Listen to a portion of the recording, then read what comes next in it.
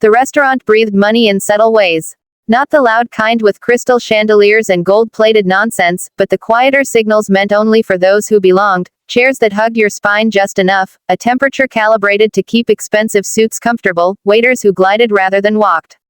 Soft amber light slid across white tablecloths like honey, and a pianist near the window played as if he were apologizing for every note. Maya had learned this room the way sailors learn tides. She knew which tables demanded silence, which wanted conversation, which diners needed reassurance, and which wanted to feel invisible. By 7 in the evening, she'd already handled a spilled wineglass, a couple arguing in whispers sharp as knives, and a regular who tipped badly but liked to be remembered. Her feet ached, but her posture never betrayed it. She wore calm the way others wore perfume. When Victor Hale entered, the room shifted. It wasn't dramatic. No one gasped. But heads turned in increments, conversations dipped half a note.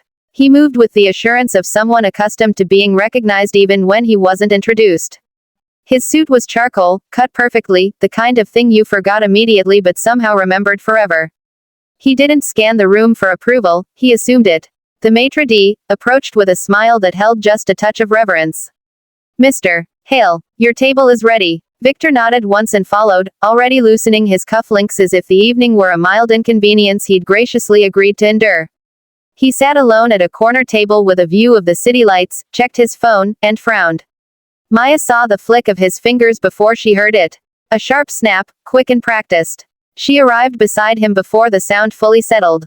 Good evening, sir. He glanced up, eyes skimming her face and stopping somewhere just short of acknowledgement.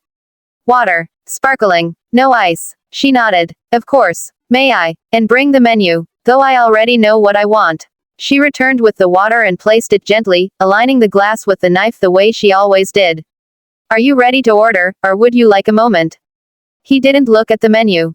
The tasting menu. Chef's choice. But tell him I don't eat nonsense. She smiled faintly. Any allergies or preferences I should note? He let out a short laugh. If I had allergies, I wouldn't be eating here.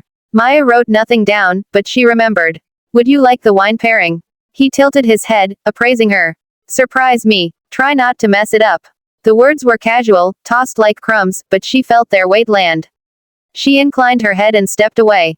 From the kitchen pass, she could feel his attention on her as the first course went out. A cool appetizer arrived, delicate, precise. He tasted it, frowned, then waved her over with a curl of his finger. This is from Provence, yes? He asked. It's inspired by southern France, Maya replied evenly. He smirked. Then you should know it's pronounced bouillabaisse, not bouillabaisse. She met his eyes. Actually, sir, the traditional pronunciation is closer to bouillabaisse. A flicker crossed his face, surprise, then irritation. Right, he said, dismissing it. Whatever you say. As the courses continued, Victor seemed to grow more animated, as if the wine were loosening not just his tongue but his restraint. He asked where the fish had been sourced, then interrupted her answer. He commented on the plating, on the portion size, on the tempo of service. Each remark carried a faint edge, like he was testing how much pressure she could bear before cracking. Nearby diners noticed. A couple at the next table exchanged glances. The pianist's hands grew tentative. By the third course, Victor leaned back in his chair and looked around as if surveying a stage. You know, he said, voice pitched just loud enough, it must be relaxing. Not having to think all day. Maya paused, a plate balanced perfectly in her hands. I'm sorry. He smiled, the kind that invited laughter. Just saying. Carrying plates, memorizing a few lines. Must be nice. A few people chuckled uncertainly. Someone cleared their throat. She set the plate down gently. Is there something wrong with your meal, sir? No, no. He waved a hand. The food's fine. I'm just curious. His eyes traveled down her apron, her sensible shoes. How someone ends up here. The air thickened. Maya felt it, the way rooms change temperature before storms. Here, she asked. Serving, he said, as if clarifying a concept for a child. Lack of options. Or lack of aptitude. Her expression didn't change. I can bring the manager if you have a concern. He laughed, louder now. Don't be so defensive. Let's make it interesting. He straightened, enjoying the attention he'd gathered. I'll ask you a question. You answer it correctly, I'll tip you $10,000. A murmur rippled outward. And if I don't? Maya asked. Then, Victor said lightly, we'll agree that some people are better suited to serving than thinking. The pianist stopped playing. Maya took a breath that felt deeper than usual, grounding. What's the question? Victor blinked. He hadn't expected that. A slow grin spread across his face, sharp and pleased. I invest in logistics, he said. Tell me, without looking anything up, how you'd reduce delivery times across a national network by 20% without increasing cost. A few diners laughed outright now. Someone shook their head. Maya didn't answer immediately. She looked at him, really looked, and for a brief second Victor felt exposed, as if she were measuring him the way he'd measured her. I'll need a pen and a napkin, she said. His grin faltered, just slightly. Go on. She returned moments later, kneeling beside the table so the napkin could rest on its edge. As she drew, her voice stayed calm, steady, unaffected by the audience that had gathered around her words. Most delays, she said, sketching boxes and arrows, don't happen on the road. They happen when nothing's moving. Victor leaned forward despite himself. She continued, lines growing confident, deliberate. The room was utterly silent now, every ear tuned, every assumption shifting inch by inch. Maya finished the last line on the napkin and capped the pen with a soft click. For a moment, she didn't speak. She let the silence do some of the work for her, the way a well-placed rest in music made the next note matter more. Victor stared at the sketch as if it might rearrange itself when he blinked. Third, she said at last, tapping the paper lightly, you align incentives across the chain. Pay drivers for on-time handoffs, not just miles. Reward warehouse teams for reduced idle inventory, not speed alone. People respond to what you measure. The words hung in the air. Victor's mouth opened, then closed. He leaned back slowly, folding his arms, eyes narrowing not with mockery now, but calculation. That sounds rehearsed, he said. Like something you memorized. Maya met his gaze without flinching. It's something I lived. You can tell because it accounts for friction. Textbook models don't. A man at a nearby table let out a low whistle before catching himself. Victor noticed. His jaw tightened. You expect me to believe, he said, lowering his voice, that you came up with this while carrying plates. I expect you to believe your next course will be delayed if I don't return this pen, Maya replied, rising smoothly to her feet. A few people laughed, real laughter this time, quick and surprised. Victor's lips twitched, then pressed into a thin line as she turned and walked back toward the kitchen, leaving the napkin behind like a dare. Behind the swinging doors, the noise of the restaurant rushed back in, clattering pans, murmured orders, the hiss of a grill. Maya leaned against the stainless steel counter for half a second, letting the adrenaline ebb. Her hands were steady. That mattered to her more than anything. You okay? Whispered Luis, another server, eyes wide. That guy's intense. I'm fine, she said. And she was. The old nerves had stayed quiet, tucked away where she kept them for emergencies. When she returned with dessert, the energy in the room had shifted.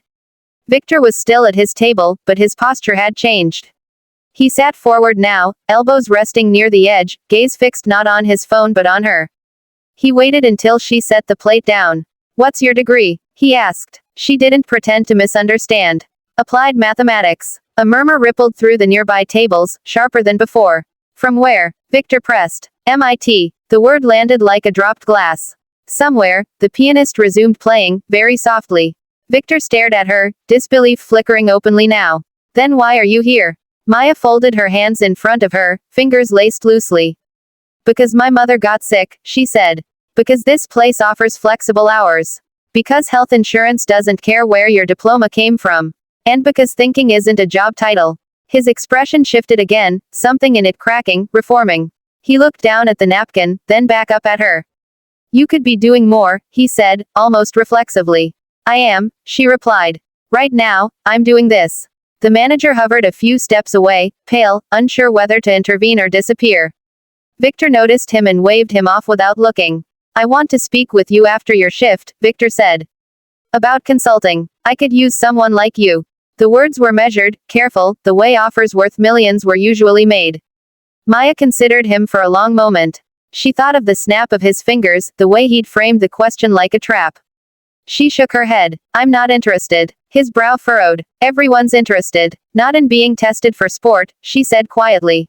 If you want my ideas, you can ask without trying to humiliate me first. The refusal landed harder than anything she'd said before. Victor opened his mouth, then closed it. He exhaled, long and slow, and for the first time that evening, he looked smaller. Not diminished, exactly. Just human. He reached into his wallet and pulled out a thick stack of bills, placing them neatly on the table. For the question, he said. And the lesson. Maya glanced at the money but didn't touch it. Instead, she picked up the napkin, folded it once along the creases of her drawing, and handed it back to him. Keep this. You'll need it more than the money. She turned away before he could respond.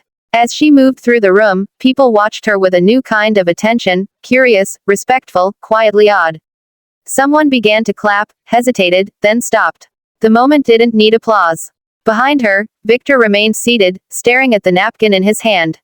He replayed the evening in reverse, each careless word, each assumption laid bare.